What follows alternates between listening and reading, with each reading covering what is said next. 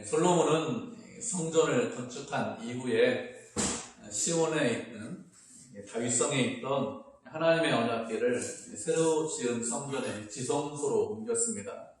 언약궤를 옮길 때는 그냥 옮긴 것이 아니라 말씀에 따라서 채를 이용해서 어깨에 메고 제사장들이 지성소 안에 두고 나왔는데, 제사장들이 그 지성소 안에 두고 나올 때 성전에 구름이 가득했다, 이렇게 말씀을 하고 있죠. 성전에 구름이 가득했다는 것은 하나님께서 그 예루살렘 성전에 임하셨다는 거죠. 솔로몬과 백성들이 성전을 짓고 그리고 지성소에 언약궤를 두었는데, 이 모든 것을 하나님께서 인정하셨다는 것입니다.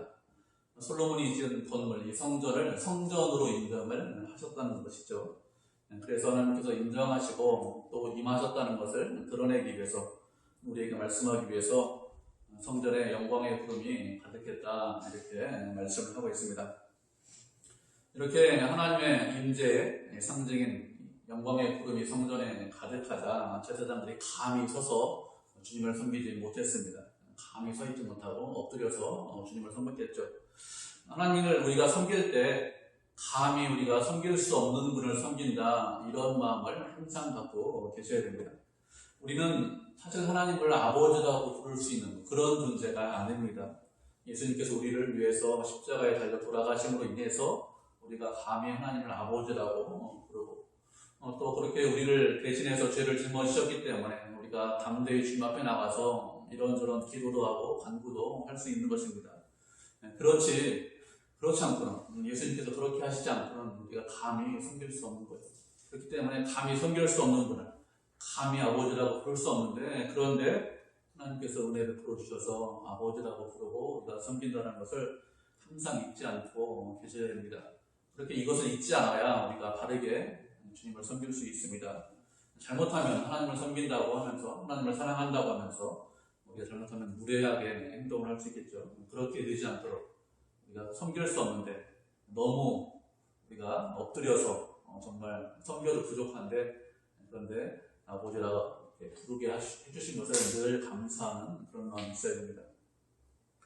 지성소에 언약궤를 갖다 놓자 하나님께서 성전에 가득하게 임하셨습니다. 그렇게 성전에 임하신 것을 보고 솔로몬이 감격해서 그곳에 모인 백성들에게 연설을 하고 있죠. 12절을 보면 무엇이라고 합니까? 하나님께서 캄캄한 데 계시겠다고 말씀하셨다, 이렇게 말씀을 하고 있습니다. 말씀하셨다는 것은 다른 말로 하면 작정하셨다, 계획하셨다, 이런 뜻입니다. 하나님께서 어디에 계시기로 작정하시고 계획을 하셨는가 하면 캄캄한 데 계시겠다고 계획하시고 작정하셨습니다. 캄캄한 데 하나님께서 계신다, 이런 말씀은 출애굽기에도 그 말씀이 있고 시편에도 이런 말씀, 여러 말씀이 있습니다. 출애굽기 20장에 보면 이렇게 말씀을 하고 있습니다. 백성은 멀리 서 있고 모세는 하나님께서 계신 흑암 속으로 가까이 가니라, 이런 말씀이 있습니다. 그러면 하나님께서 캄캄한 곳에, 흑암 가운데 계신 이유가 무엇일까요? 하나님께서 흑암 가운데 캄캄한 곳에 계시는 이유가 무엇인가 하면 우리들이 하나님의 영광을 감당할 수 없기 때문에 그렇습니다. 우리가 하나님의 영광을 감당할 수가 없는데, 하나님의 영광은 크게 세 부분으로 나누어서 보통 이야기를 합니다. 첫 번째, 하나님의 영광은 본래적인 영광, 본체적인 영광이 있습니다. 하나님은 인간과 완전히 다른 분이죠. 하나님의 존재 자체, 하나님의 본체 자체가 완전한 영광 가운데 계신 분입니다. 인간이나 아니면 더 다른 피조물이 하나님을 더 영화롭게 할 수 있느냐? 그렇지 않죠. 인간이 어떤 일을 하든지 하나님을 더 영광스럽게, 더 영화롭게 할 수 없습니다. 그렇게 그 반대로 인간이 또 어떤 일을 하든지 그 영광을 손상시킬 수 있느냐? 그렇지 않습니다. 제사장들이 엎드려서 주님을 섬겼다고 했습니다. 서서 있지 못했다고 했어요. 그러면 하나님께서 더 영광스러운 분이 되실까요? 그렇진 않겠죠. 감히 서서 있지 못하지만 하나님의 영광에 대해서 인간이 더 더하거나 빼거나 그렇게 하지 못합니다. 그리고 이런 하나님의 영광은 인간이 또 알지도 못합니다. 그것뿐만 아니라 그런 하나님의 영광에 대해서 인간이 볼 수도 없죠. 우리가 알지도 못하고 볼 수도 없기 때문에, 그래서 대부분 하나님의 영광에 대해서는 크게 신경을 쓰지 않습니다. 하나님의 영광에 관해서 말을 하고 하나님의 영광을 위해서 살아야 된다, 이렇게 말을 하는데, 그게 무슨 소리 하는 거지? 뭐 잘 모르겠다. 뭐 나하고 크게 상관이 없는 것 같은데 이렇게 생각하는 것은 우리가 알지 못하고 보지 못하기 때문에 이렇게 되는 것입니다. 인간하고 하나님은 완전히 다른 분이기 때문에 또 하나님께서 본래적인, 본체적인 그런 찬란한 영광을 가지신 분이기 때문에 그래서 인간이 알지 못하고 또 깜깜한데 계신다 이렇게 말씀을 하고 있는 것이죠. 두 번째 하나님의 영광은 드러내신 영광이, 나타내신 영광이 있습니다. 인간이 하나님의 영광을 알지도 못하고 볼 수도 없습니다. 그런데 그 찬란한 영광, 본래적인 영광을 드러내십니다. 우리가 말씀을 한 구절 살펴보도록 하겠습니다. 시편 19편 1절 말씀 우리 찾아보도록 하죠. 시편 19편 1절입니다.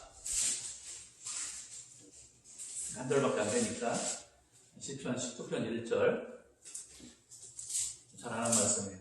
우리가 한 절 말씀 드리겠습니다. 시편 19편 1절입니다. 시작. 하늘이 하나님의 영광을 선포하고 궁창이 그의 선포하신 일을 나타내는도다. 아멘. 하나님의 영광을 우리가 쉽게 알 수 있는 것이 무엇이냐? 당신께서 창조하신 자연 모든 만물을 살펴보면서 하나님의 영광을 우리가 알 수 있습니다. 하늘이 하나님의 영광을 드러내고 선포한다 이렇게 말씀을 하고 있죠. 우리가 파란 하늘만 바라봐도 하늘에 있는 해와 달과 별 이런 것들만 바라봐도 하나님의 영광을 우리가 알 수 있다는 것이죠. 하나님의 영광이 너무 크고 너무 찬란하기 때문에 당신이 만드신 피조물 가운데 그 영광이 드러나고 나타나는 것이죠. 이렇게 자연을 통해서 하나님의 영광을 우리가 쉽게 알 수 있습니다. 그런데 하나님의 영광, 드러내는 영광이죠. 우리가 알 수 있는 그런 영광을 가장 잘 드러내는 것이 무엇이냐? 그것은 하나님의 성품이고 또 우리를 구원하시는 것을 통해서 하나님의 영광을 가장 잘 드러내고 우리가 가장 잘 알 수 있습니다. 모세가 출애굽 당시에 이스라엘 백성들이 우상을 숭배합니다.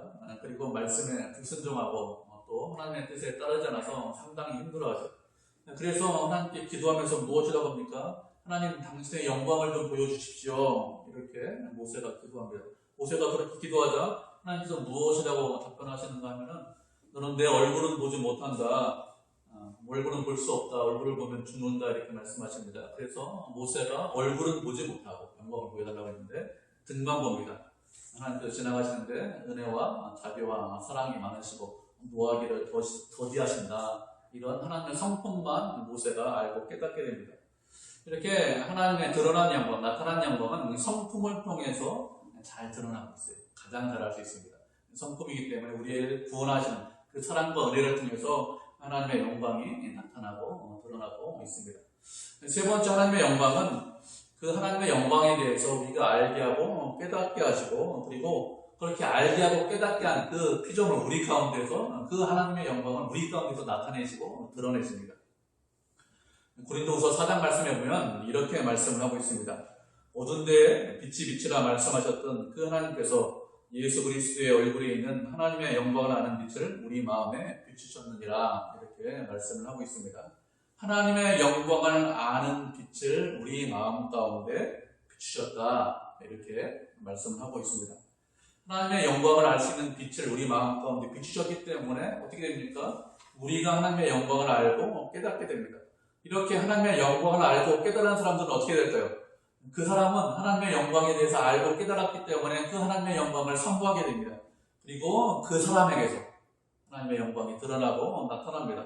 어떻게 하나님의 영광이 드러나고 나타날까요? 어떻게 드러나고 나타나는가 하면 하나님을 사모하고 따라가고 닮아가고 그리고 말씀에 순종하고 충성하는 것으로 하나님의 영광이 드러나고 나타나게 하십니다. 이렇게 하나님의 영광은 세 가지로 구분할 수 있는데 하나님께서 흑암 가운데 캄캄한 데 계신 것은 이런 하나님의 영광을 인간이 감당할 수 없기 때문에 캄캄한 데 계신다 이렇게 말씀하시는 것이죠. 이렇게 캄캄한 데 계신 하나님께서 어떻게 하셨습니까? 솔로몬 성전에 임하셨습니다. 그 영광을 드러내고 나타나셨습니다. 그래서 인간이 그 하나님의 영광을 볼 수 있게 되었죠. 이렇게 되자 13절에 보니까 솔로몬이 무엇이라고 합니까? 이 성전이 주께서 계실 영원한 처소입니다. 이렇게 고백을 하고 있습니다. 솔로몬이 이런 말을 하는 이유가 무엇인가 하면 하나님께서는 이 성전에만 계셔야 합니다. 이런 의미로 말씀하는 것은 아닙니다. 27절을 보면 열왕기상 8장 27절을 보면 하늘들의 하늘들이라도 주를 용납하지 못하겠거늘 이렇게 말씀을 하고 있습니다. 세상의 어느 것도 주님을 용납할 수 있는 것은 없습니다. 세상의 어느 것도 주님을 용납할 수 있는 그런 모든 것들, 그런 것들은 전혀 있을 수가 없죠. 그렇기 때문에 하나님께서 이 성전에만, 솔로몬이 지은 성전에만 계셔야 된다, 이런 뜻으로 솔로몬이 이 성전이 영원히 계실 처소다 이렇게 말씀하고 있는 것이 아니라, 하나님께서 이 성전에서 당신의 영광을 드러내셨으니 계속해서 영광을 드러내시고, 그리고 영원히 우리와 함께 해달라고, 그렇게 하나님께서 우리와 영원히 함께 하심으로 우리가 하나님을 더 많이 알고 주님을 더 가까이 할 수 있게 해달라고, 그런 의미로 이곳이 주님의 영원한 처소입니다 이렇게 고백을 하는 것입니다. 이렇게 하나님께서 솔로몬 성전에 임재하시자 솔로몬이 그것을 보고 감사하고 또 감격하고, 또 하나님께서 캄캄한데 계신데 그 영광에 대해서 찬송을 한 이후에 얼굴을 돌려서 이스라엘 백성들에게 축복했습니다. 이스라엘 백성들에게 솔로몬이 축복을 하는데 무엇이라고 축복을 합니까? 15절을 보면 하나님께서는 당신의 입으로 다윗에게 말씀하신 것을 이제 그의 손으로 이루셨도다 이렇게 고백을 하고 있죠. 하나님은 어떤 분이죠? 하나님은 어떤 분인가 하면 입으로 말씀하신 것을 당신의 손으로 이루시는 분입니다. 입으로 말씀하신 것을 손으로 이루신다, 무슨 뜻일까요? 말씀하시면 그것을 반드시 이루신다 이런 뜻이겠죠. 하나님은 그렇게 말씀하신 것을 반드시 이루실 수 있는 그런 큰 힘과 능력을 갖고 계신 분입니다. 말씀하셨기 때문에 그 말씀하신 것을 당신의 손으로 이룰 수 있는 능력과 힘이 있기 때문에, 그래서 모든 것이 누구의 손에 달려 있을까요? 모든 것이 하나님의 손에 달려 있습니다. 인간이 아무리 노력을 해도, 우리가 아무리 열심을 내고, 우리가 아무리 잘하려고 하고, 아무리 뛰어나도, 그래도 하나님께서 그것을 원하지 않으시면 그것을 이룰 수 있느냐? 그렇지 않습니다. 우리가 쉽게 알 수 있죠. 성전이 다윗이 성전 건축하기를 상당히 원했습니다. 아주 간절해요. 그래서 이것저것 준비도 많이 했습니다. 그런데 뭐라고 말씀하십니까? 너는 건축할 수 없다 이렇게 말씀하시자 결국에는 다윗이 어떻게 됐습니까? 결국에는 성전을 건축하지 못했습니다. 인간적인 관점으로 보면 다윗이 성전을 건축하지 못할 이유가 전혀 없어 보이죠. 그는 건축할 수 있는 힘도 있고 능력도 있습니다. 재료도 있습니다. 모든 실력도 갖추고 있습니다. 그렇지만 하나님께서 허락하지 않으니까 그래서 할 수 없는 거죠. 우리가 아무리 원해도 하나님께서 원하시지 않으면 인간은 아무것도 하지 못합니다. 이렇게 모든 것이 하나님의 손에 달려있는데, 하나님께서 그 말씀하신 것을 이루실 때 보통 어떻게 이루실까요? 말씀하신 것을 이루실 때 보통 인간을 사용해서 이루십니다. 직접 그 일을 하실 수 있습니다. 그런데 일반적인 법칙이 무엇인가 하면 대부분 일하실 때 인간을 세워서, 대리자를 세워서 우리를 통해서 일하시는 것이 하나님께서 일하시는 방법이죠. 하나님께서 아담을 창조하시고 아담에게 무엇이라고 말씀하십니까? 생육하고 번성하고 그리고 땅을 정복하고 땅을 다스려라 이렇게 말씀하셨습니다. 땅에 있는 모든 것을 정복하고 다스리고 통치하는 것, 그것은 누가 하실 일이냐? 그것은 하나님께서 하실 일이죠. 그런데 하나님께서 아담에게, 인간에게 위임해 주셨습니다. 그렇게 사람을 통해서 하나님께서 일을 하시는 것이 일반적입니다. 이렇게 하나님께서 사람을 통해서 일하시는 이유가 무엇이냐? 스스로 할 수 있는 힘과 능력이 없기 때문에 그렇게 하시는 것이 아니죠. 인간보다 하나님께서 스스로 하시면 인간보다 훨씬 더 잘하시고, 그리고 훨씬 더 훌륭하게 그렇게 통치하시고 다스리고 모든 일을 하실 수 있습니다. 그런데 보통은 그렇게 하지 않죠. 왜 그런가 하면 그렇게 인간에게, 우리에게 위임을 함으로 우리가 하나님을 더 많이 알 수 있게 하기 위해서 그렇게 하는 것이죠. 하나님께서 당신을 더 많이 알리고 또 더 많이 드러내는 방법이 무엇이냐? 그것은 맡겨주신 일을 통해서 더 많이 알게 하고 더 많이 드러나게 하십니다. 우리가 맡겨주신 일에 대해서 충성할 때, 열심을 낼 때, 하나님께서 이 일을 나한테 맡겨주시는데 그 일을 열심히 하는 것으로 무엇을 할 수 있죠? 하나님을 더 많이 알 수 있습니다. 하나님을 더 많이 사랑할 수 있죠. 그렇기 때문에 직접 일하시지 않고 대리자를 세워서 일하시죠. 더 많은 것들을 알게 하고 더 많은 것들을 깨닫게 하기 위해서, 이전에 깨닫지 못했던 것들을 깨닫게 하기 위해서 이렇게 하는 것이죠. 이렇게 하나님께서는 당신께서 말씀하신 것을 당신의 손으로 이루시는 그런 분이기 때문에 그러면 하나님께서 모든 것을 이제는 다 알아서 하시겠구나, 내가 가만히 있어도 인간이 아무것도 하지 않아도 그래도 그 하나님께서 모든 것을 다 하시겠지 이렇게 생각할 수 있는데 그렇지 않습니다. 하나님께서 모든 일을 다 이루시고 당신의 뜻대로 하지만 그렇지만 우리에게 너는 가만히 있어라 아무것도 하지 않아도 된다 이렇게 말씀하시지 않았어요. 언제 그렇게 말씀하지 않느냐? 네가 구원받는 것에 대해서는 아무것도 하지 말아라. 너희가 할 것이 없다. 이렇게 말씀하셨습니다. 근데 구원 이후에는 그렇게 말씀하시지 않았습니다. 우리가 말씀을 한 구절 살펴보도록 하겠습니다. 신명기 7장 9절로 11절 말씀 우리 살펴보도록 하죠. 신명기 7장 9절로 11절입니다.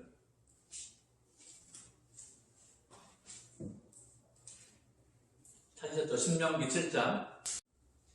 모세 오경 중에 있죠, 마지막. 창세기 6세기에 얘기는 신명기 7장 9절로 11절 3절이니까 우리가 한 목소리로 같이 읽겠습니다. 신명기 7장 9절입니다. 시작. 그런즉 너는 알라 오직 내 하나님 여호와는 하나님이시요 신실하신 하나님이시라. 그를 사랑하고 그의 계명을 지키는 자에게는 선택까지 그의 언약을 이행하시며 인애를 베푸시되 그를 미워하는 자에게는 당장에 보호하여 벌하시나니 여호와는 자기를 미워하는 자에게 지체하지 아니하시고 당장에 그에게 보호하시느니라. 그런즉 너는 오늘 내가 내게 명하는 명령과 규례와 법도를 지켜 행할지니라. 아멘. 이 신명기 말씀은 무엇이냐면 모세가 모압 광야에서 이스라엘 백성들에게 죽기 전에 이 고별 설교하는 말씀입니다. 모세와 함께 이스라엘 백성들은 출애굽했습니다. 출애굽한 이스라엘 백성들은 곧바로 찾은 가나안 땅에 들어가야 되는데 가나안 땅에 들어가지 못하죠. 불순종 때문에 가나안 땅에 들어가지 못하고 광야에서 40년간 지냈습니다. 이렇게 광야에서 40년간 지냈고 이제 다시 가나안 땅에 들어가려고 모압 평지에 있는데 모압 평지에 있는 출애굽 2세대 백성들에게 모세가 설교하는 것입니다. 가나안 땅에 들어가면 그 땅에서는 우상을 숭배하는 다른 여러 민족들이 있는데 그 민족들을 반드시 다 진멸해라 이렇게 말씀하셨습니다. 그들을 불쌍히 여기지도 말고 그들과 교류하지도 말고 그들과 결혼하지도 말고 그리고 그들과 어떤 언약도 맺지 말고 그들을 반드시 진멸해라. 그리고 그들이 우상을 섬기는데 그 우상들을 다 찍어버려라, 불살라라 이렇게 말씀하죠. 이렇게 모세가 말하는 이유가 무엇일까요? 그것은 하나님께서 그들을 선택하셨기 때문에 그렇습니다. 하나님께서 당신의 백성 이스라엘을 선택하신 이유가 무엇일까요? 그것은 당신만 섬기고 당신만 사랑하라고 선택하셨습니다. 그들이 훌륭하거나 뛰어나거나 아니면 다른 민족들보다 숫자가 많거나 더 아름다운 민족이기 때문에 그래서 선택한 것이 아닙니다. 그들은 숫자도 적고 그렇게 아름답지도 않고 그리고 400년 동안이나 애굽에서 노예로 살았습니다. 그런데도 하나님께서 선택하셨어요. 뛰어나서 훌륭한 점이 있어서 선택한 것이 아니죠. 노예인데 그들을 사랑해서 선택을 하셨습니다. 선택받은 이스라엘 백성들에게 무엇이라고 말씀하셨습니까? 내 하나님 여호와는 하나님이시다 이렇게 말씀하셨습니다. 우리가 믿고 이스라엘 백성들이 믿고 의지하는 하나님, 그 하나님은 유일하신 하나님이다 이런 뜻입니다. 사람들은 우상을 섬기고 우상을 신이라고 말하고 있지만 그것은 신이 아니죠. 오직 하나님만이 여호와 하나님만 신입니다. 스스로 계신 분, 이 세상을 창조하시고 우리를 구원하신 그 하나님만이 신이고 그 하나님만이 유일하신 하나님이시다 이렇게 말씀하셨습니다. 그 하나님은 어떤 분이냐? 신실하신 분이라고 했습니다. 그렇게 신실하신 분이 어떻게 하십니까? 당신을 사랑하고 그리고 언약을 지키는 자들에게는 그들을 사랑하고 그리고 또 그 언약대로 하신다 이렇게 말씀하셨습니다. 신실하신 하나님께서 어떻게 하시느냐? 말씀대로 하십니다. 당신을 사랑하는 자에게 늘 인애를 베푸신다 이렇게 말씀하셨어요. 인애를 베푸신다는 것은 은혜와 자비를 베푸신다 이렇게 이런 뜻이죠. 그렇지만 미워하는 자에게는 당장에 보응하신다고 했습니다.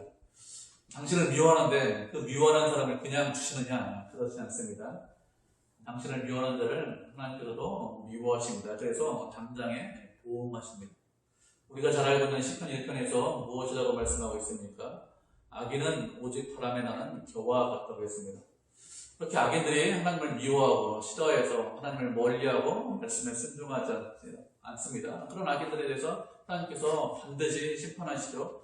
그런 하나님의 심판을 악인들이 견디지 못한다고 했습니다. 의인의 길은 하나님께서 인정하십니다. 의인의 길은 평안하게 해주십니다. 평탄하게 해주십니다. 그렇지만 악인의 길은 망합니다. 분명히 말씀하셨기 때문에 하나님을 미워하고 그리고 말씀에 순종하지 않으면 그 사람은 망할 수밖에 없습니다. 그리고 그 부흥이 당장에 있다, 속히 있다 이렇게 말씀하셨습니다. 그래서 모세가 백성들에게 권면하는 말씀이 무엇이죠? 주님의 법도와 명령과 규례 이런 것들을 다 지켜서 행하라 이렇게 말씀하고 있습니다. 주님께서 당신의 백성을 사랑해서 주신 율법이 있는데 법도와 규례가 있는데 그런 율법과 법도와 규례 이런 것들을 다 지켜서 행하라는 것입니다. 그러면 어떻게 한다고요? 그러면 은혜를 베풀어 주신다 이렇게 말씀하셨습니다. 누구에게 이 말씀을 하셨다고요? 노예들에게 이 말씀을 하신 것이 아닙니다. 잘 지키면 구원하겠다 이런 의미로 말씀하신 것이 아니라고 제가 말씀드렸습니다. 가나안 땅에 들어가기 직전에 있는 해방된 사람들, 자유롭게 하나님을 섬길 수 있는 그런 이스라엘 백성들에게 이 말씀을 하신 것입니다. 하나님께서 이스라엘 백성을 구원하신 이유가 무엇일까요? 그들이 원하는 대로, 그들이 하고 싶은 대로 살게 하기 위해서, 그래서 그들을 해방시켰습니까? 그렇지 않죠. 그들을 해방시킨 이유는 말씀대로 살게 하기 위해서 해방시켰습니다. 그런데 우리는 잘못 생각해서 이렇게 생각하는 경우가 종종 있습니다.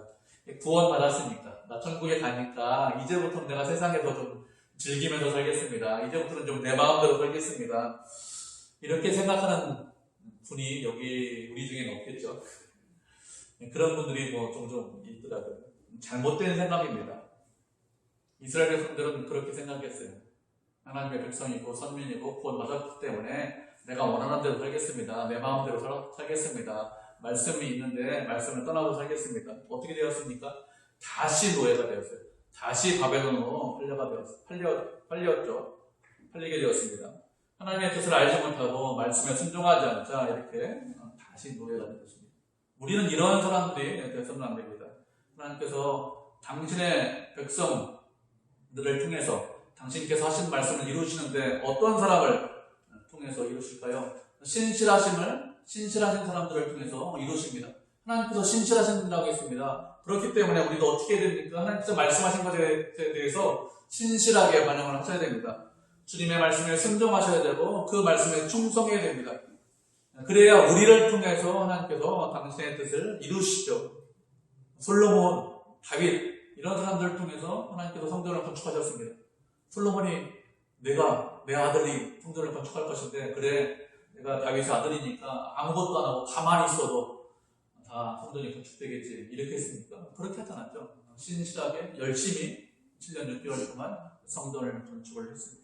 가만히 있는데 사용하는 방법이 없어요. 사용하시지 않습니다.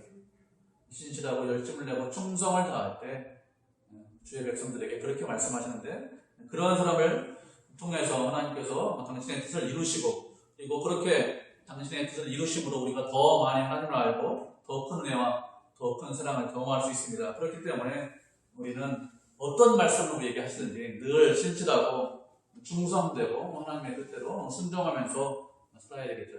그렇게 순종하면서 충성하면서 사는 것 그것이 지혜로운 것입니다. 솔로몬이 하나님의 성전을 건축했습니다. 이 성전은 다윗이 건축하기 원했지만 건축하지 못했죠. 그렇다고 하나님께서 당신을 위해서 성전을 건축해야 된다 이렇게 말씀하신 적이 있느냐? 그렇지 않습니다. 출애굽 이후에 어느 백성들에게 어느 지파에게도 성전이 필요하다 이렇게 말씀하시지 않았어요. 성전이 아니라 모세에게 성막이 필요하다 이렇게 말씀하셨습니다. 성막은 이동식 천막입니다. 건물이 아니라 얼마든지 이동할 수 있는 그런 천막인데 누구에게도 성전은 필요하다, 성전을 건축해야 된다 이렇게 말씀하시지 않았습니다. 이런 상태에서 다윗이 성전을 건축하려고 했습니다. 그러니까 그것이 너무 좋다. 하나님께서 그것을 기뻐하셨습니다. 그런데 다윗이 성전을 건축하려고 하는 이유가 무엇입니까? 17절을 보면 하나님의 이름을 위해서 성전을 건축하겠다 이렇게 말씀하고 있습니다. 그런데 너무 기쁘다 이렇게 말씀하시고도 허락하시지 않았어요. 건축하지 못합니다. 그래서 그 아들이 솔로몬이 성전을 건축하죠. 솔로몬도 성전을 건축하면서 무엇이라고 합니까? 20절을 보면 이스라엘의 하나님 여호와의 이름을 위해서 성전을 건축했다 이렇게 말씀하고 있습니다. 솔로몬과 백성들이 성전을 건축하는 이유가 무엇입니까? 하나님의 이름을 위해서 성전을 건축했습니다. 다른 누구를 위해서 성전을 건축한 것이 아니라 하나님의 이름을 위해서 성전을 건축했습니다. 솔로몬이 아름다운 성전을 7년 동안 건축을 했습니다. 그 건축하면서 이런 마음을 가질 수 있겠죠. 이 아름다운 성전을 건축하는데 이 성전을 좀 내 이름을 위해서 성전을 좀 건축해야겠다, 이런 마음을 가질 수 있습니다. 내가 얼마나 지금 지혜로운 사람인데, 내가 얼마나 정말 미적 감각이 뛰어나고, 그리고 이 건물을 건축하기 위해서 무엇을 준비하고 어떤 일을 했는지 이런 것들을 사람들에게 좀 알려야겠다, 드러나야겠다, 사람들에게 자신의 뛰어남과 훌륭함 이런 것들을 나타나야겠다, 이것을 알게 하기 위해서 솔로몬이 성전을 건축할 수 있습니다. 그런데 솔로몬은 그렇게 하지 않았습니다. 무엇을 위해서 건축했는가 하면 하나님의 이름을 위해서 건축했죠. 다윗도 하나님의 이름을 위해서 성전을 건축하려고 하고, 솔로몬도 하나님의 이름을 위해서 성전을 건축했습니다. 그렇게 하나님의 이름을 위해서 성전을 건축했기 때문에 어떻게 하시죠? 하나님께서 그 성전에 임하시는 거예요. 솔로몬이 자신을 위해서, 아니면 백성들을 이 자신을 위해서, 자신의 이름을 내기 위해서 건축했다면 하나님께서 그 건축물에, 그 건물에 임하시겠습니까? 임하시지 않았겠죠. 하나님의 이름을 위해서 건축했기 때문에 임하신 것입니다. 우리도 주님의 일을 하면서 누구의 이름을 위해 해야 될까요? 우리는 당연히 주님의 이름을 위해서 일을 해야 됩니다. 이거 말씀 한 구절 살펴보도록 하겠습니다. 사도행전 5장 38절부터 42절까지 말씀 살펴보도록 하죠. 사도행전 5장 38절부터 42절까지 말씀 한 절씩 교독하고 마지막 절 합독하도록 하겠습니다. 사도행전 5장 38절 제가 먼저 읽도록 하겠습니다. 이제 내가 너희에게 말하노니 이 사람들을 성불하지 말고 버려두라. 이 사상과 이 소행이 사람으로부터 났으면 무너질 것이요, 만일 하나님께로 가서는 너희가 우리를 거둘 수 없고 우리 영혼을 하나님께 정하될까 하노라니. 그들이 올케이와 사도들을 불러들여 채찍질하며 예수의 이름으로 말하는 것을 금하고 놓으니, 사도들은 그 이름을 위하여 공격하는 데 합당한 자로 여기심을 구하면서 우리에게 하라. 마지막 절 같이 읽죠. 그들이 날마다 성전에 있든지 집에 있든지 예수는 그리스도라고 가르치기와 전도하기를 그치지 아니하니라. 아멘. 이 말씀은 사도들이 복음을 전할 때 예루살렘에서 복음을 전하지 못하도록 핍박이 있었는데, 그때 어떤 일이 있었는지 우리에게 말씀을 하고 있습니다. 바리새인들이 핍박하면서 사도들을 죽이려고 하자 이 가말리엘이라는 사람이 일어나서 사람들에게 이야기를 했습니다. 가말리엘 어디서 들어봤죠? 가말리엘은 사도 바울의 스승입니다. 가말리엘은 당대 최고의 학자예요. 이스라엘은 유명한 두 학파가 있습니다. 힐렐 학파가 있고 샴마이 학파가 있습니다. 두 학파가 있는데 이 힐렐 학파 소속이고, 그리고 힐렐 학파의 수장입니다. 그리고 이 힐렐이라는 사람의 손자가 가말리엘입니다. 그 가말리엘 밑에서 사도 바울이 배웠습니다. 그 당시 많은 사람들로부터 존경을 받았는데, 이 사람이 바리새인들이 사도를 죽이려고 하자 그냥 두라고 했습니다. 사도들이 이런저런 일을 많이 하고 있는데, 이전부터 일으키고 이런저런 일들이 있는데, 이 일이 사람에게 났으면 결국에는 얼마 못 가서 무너질 것이다. 이거 아무것도 아니다. 눈에 보이는 거 아무것도 아니다. 그렇지 않고 만약에 이 일이 하나님께로부터 났다면, 그러면 이 사람들을 죽이면 어떻게 되느냐? 하나님을 사랑한다고, 하나님을 위해서, 그래서 이 사람들을 처형한다고 하는데, 그것이 아니라 결국에는 하나님을 대적하는 것이 된다. 그렇기 때문에 죽이지 말고 그냥 두어라, 이렇게 이야기를 합니다. 이 말을 잘 들어보니까 그 말이 맞거든요. 사람에게 났으면 분명히 무너지겠죠, 얼마 가서. 사람에게 났으면, 하나님께로부터 났으면, 그러면 하나님을 대적하는 것이 되기 때문에 바리새인들이 그 말을 듣고 사도들을 죽이지 않고 채찍으로 때리고, 그리고 예수를 말하는 것을 금하면서 그냥 놓아줍니다. 이렇게 되자 사도들이 어떻게 반응합니까? 그 이름을 위해서 능욕받는 일에 합당한 자로 여기심을 기뻐하면서 공회를 떠났다. 41절에 이렇게 말씀을 하고 있습니다. 그리고 날마다 성전에서 예수는 그리스도다 가르치고 전도하기를 그치지 않았다고 했습니다. 예수님 때문에 감옥에 갔습니다. 매를 맞았습니다. 핍박당했습니다. 모욕당했습니다. 그런데 사도들이 그것 때문에 실망하거나 악심했느냐? 그렇지 않았어요. 오히려 기뻐했습니다. 그런 자로 여기심을 받았기 때문에, 주님을 이름 때문에 능욕을 받는 자로 여기심을 받았다. 내가 그런 자로 하나님께서 나를 택해 주셨다. 그러한 사도가 되게 하셨다. 그것 때문에 기뻐하고 즐거워했다고 했습니다. 우리는 보통 무엇 때문에 기뻐하고 즐거워할까요? 내 이름을 위해서 어떤 일을 하면 기뻐하고 즐거워합니다. 내 이름이 알려지고 내 이름이 높아지고 내가 존경받고 사람들로부터 칭찬받고 인정받으면, 그러면 기분 좋죠. 그죠? 그렇기 때문에 그 일을 위해서 열심히 뜁니다. 어떻게 보면 그렇게 살기를 원하죠. 나를 위해서 살기를 원합니다. 그런데 하나님께서 우리에게 원하시는 것이 무엇일까요? 사도들이나 다윗이나 솔로몬처럼 주님의 이름을 위해서 살기를 원하십니다. 주님의 이름을 위해서 살 때 주변 사람들로부터 늘 좋은 소리만 듣냐? 그렇지 않죠. 주님의 이름을 위해서 살려고 하시죠. 여러분, 그렇게 주님의 이름을 위해서 살려고 할 때 무엇이 있습니까? 방해하는 세력이 꼭 있어요. 방해하는 세력. 우리를 싫어하는 사람들, 그렇게 사는 것을 싫어하는 사람들이 늘 있습니다. 사도들을 채찍하는 바리새인들이 채찍을 때리고 죽이려고 하는 그런 사람들이 있듯이, 그렇게 우리가 주님의 이름으로 살려고 하면 우리를 방해하는 그런 사람들이 반드시 있습니다. 그런 사람들이 언제나 말하기를 우리가 싫어하는 이야기도 하고, 또 우리를 비웃고, 또 그리고 우리가 그렇게 사는 것을 회방하고 방해합니다. 그때 어떻게 될까요? 그때 우리도 사도들처럼 기뻐하고 즐거워야 됩니다. 내 이름 때문에 내가 욕먹고 내가 싫은 소리 듣는 것이 아니라 누구 때문에요? 하나님의 이름 때문에 싫은 소리 듣고 나를 싫어하는구나, 그런 생각을 하시면서 기뻐하고 즐거워하셔야 됩니다. 하나님의 이름 때문에 우리가 그렇게 사는 것, 그것을 하나님께서 기뻐하시고 또 즐거워하십니다. 그렇게 당신의 이름 때문에 우리가 세상에서 핍박을 받고, 당신의 이름 때문에 어려움 당하고, 당신의 이름을 위해서 살라고 이 땅에 우리를 남겨주신 것입니다. 그렇기 때문에 이런 일이 있을 때 우리는 낙심하거나 실망하는 것이 아니라 기뻐하고 즐거워해야 됩니다. 주님의 이름을 위해서 박해를 받고, 주님의 이름을 위해서 욕을 먹고, 주님의 이름 때문에 우리에게 악한 말을 할 때 예수님께서 우리에게 무엇이라고 말씀하셨습니까? 기뻐라고 하셨습니다. 왜 기뻐라고 하셨죠? 하늘의 상이 크다, 이렇게 말씀하셨습니다. 하나님께서 그렇게 당신의 이름을 위해서 사는 우리들을 위해서 좋은 것들을 준비하고 계십니다. 아주 큰 상을 하늘에서 준비하고 계십니다. 그렇기 때문에 낙심하고 실망하고 뒤로 물러가는 것이 아니라, 이거 이렇게 살면 안 된다, 이렇게 하는 것이 아니라 기뻐하고 즐거워해야 되겠죠. 그리고 더 열심을 내서 주님을 위해서 사셔야 합니다. 우리는 주님께서 값주고 사셨습니다. 그렇기 때문에 우리의 주인이 누구죠? 주님이 우리의 주인이십니다. 주님을 위해서 사는 것, 그것이 마땅하죠. 그렇게 살 때 하나님께서 우리를 선하게 인도해 주십니다. 그리고 우리의 삶이 하늘에서 큽니다. 우리를 사랑하시고 언제나 신실하시고 우리를 위해서 날마다 함께 하시고, 그런 주님과 날마다 동행하시고, 또 그 주님을 위해서 날마다 사는, 주님의 이름을 위해서 날마다 사는 믿음의 성도, 은혜의 성도가 되시기를 주님의 이름으로 축복을 드립니다.